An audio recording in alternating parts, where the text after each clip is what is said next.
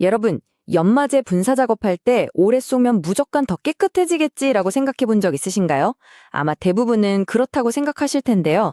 바로 그 생각이 어쩌면 비용 낭비의 시작일 수 있습니다. 오늘 우리가 쓰는 연마제에 따라 최적의 골든타임이 어떻게 달라지는지 그 과학적인 원리를 제대로 한번 파헤쳐 보겠습니다. 길게 하면 더 좋겠지? 라는 생각. 이게 사실 가장 흔한 오해 중 하나입니다. 실제로는요, 모든 연마제에는 효율이 최고점에 달하는 골든타임이 딱 정해져 있어요.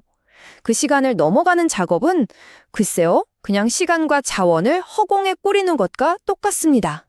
자, 그럼 그 최적의 시간을 결정하는 첫 번째 변수부터 한번 살펴볼까요? 바로 연마제 입자의 크기입니다. 이 크기가 어떻게 작업 속도와 충격력 사이에서 아슬아슬한 줄타기를 하는지 그 원리를 한번 들여다보시죠.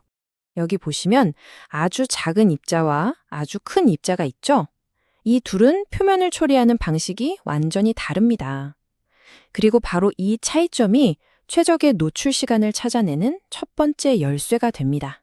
도대체 왜 이런 차이가 생길까요? 바로 이겁니다. 작은 입자는요, 같은 무게라도 입자 수가 어마어마하게 많아요.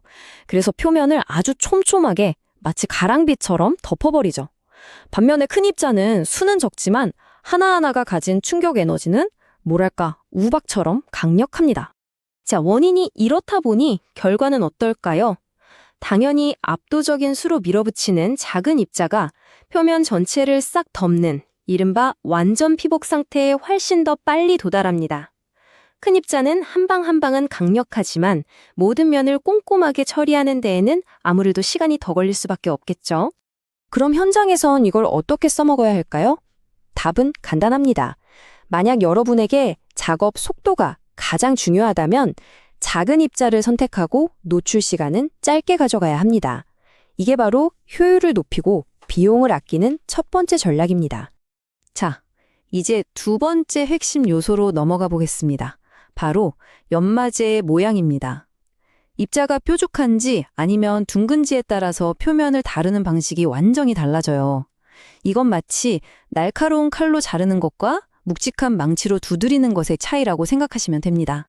여기 날카로운 모서리를 가진 그릿과 매끈한 둥근 모양의 샷이 있습니다. 하나는 표면을 잘라내고 다른 하나는 두드려서 처리하죠. 이 근본적인 방식의 차이가 작업 시간에 과연 어떤 영향을 미칠까요? 원리는 아주 직관적입니다. 각진 그릿은요, 그 날카로운 모서리로 페인트나 녹 같은 코팅을 말 그대로 파고들고 잘라냅니다. 반면에 둥근 샷은 망치처럼 표면을 탕탕 때려서 그 충격으로 오염물을 떨어뜨리는 원리죠. 여기서 정말 중요한 차이가 발생합니다. 바로 잠복기라는 건데요.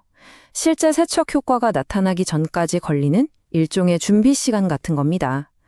각진 그릿은 그 날카로운 절삭력 덕분에 코팅을 만나자마자 바로 파고들기 시작해요.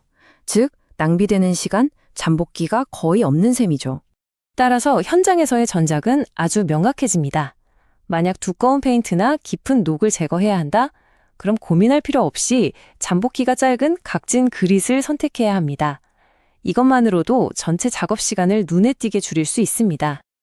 이제 마지막 세 번째 변수입니다. 바로 내구성.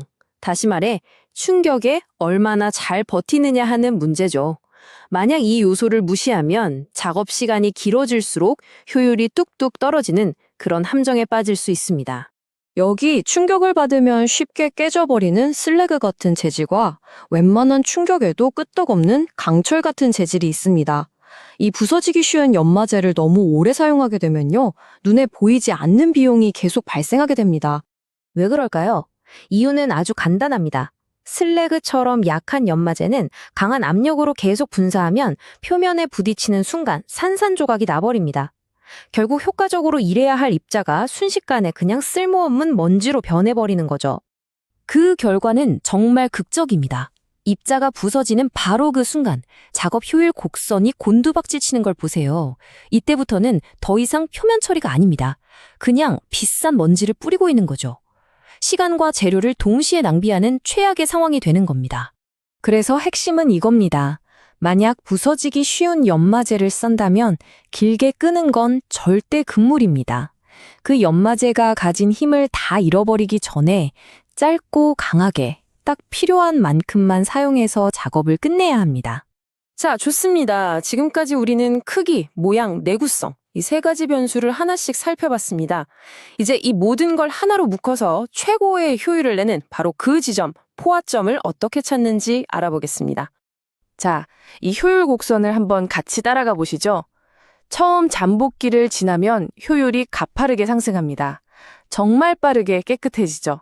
하지만 어느 순간 곡선이 평평해지는 포화점에 도달하게 됩니다. 바로 이 지점이 표면 작업이 끝났다는 신호예요. 이 지점을 넘어서는 작업은 전부 낭비입니다. 우리의 목표는 정확히 여기서 작업을 멈추는 겁니다. 자, 그럼 이 모든 내용을 현정에서 바로 써먹을 수 있게 딱 3단계로 정리해 드릴게요. 첫째, 내가 쓰는 연마제의 특성, 즉 크기, 모양, 내구성을 정확히 파악하세요. 둘째, 그 특성에 맞춰서 초기 노출 시간을 설정합니다.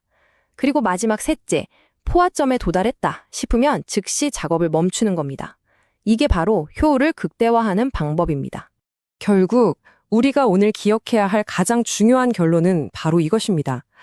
최적의 노출 시간이란 건 그냥 정해진 숫자가 아니에요. 여러분이 지금 손에 든 그 연마제가 표면과 어떻게 만나고 어떤 작용을 하는지 그 원리를 이해하는 것, 바로 거기에 효율을 극대화하는 진짜 비결이 숨어 있습니다.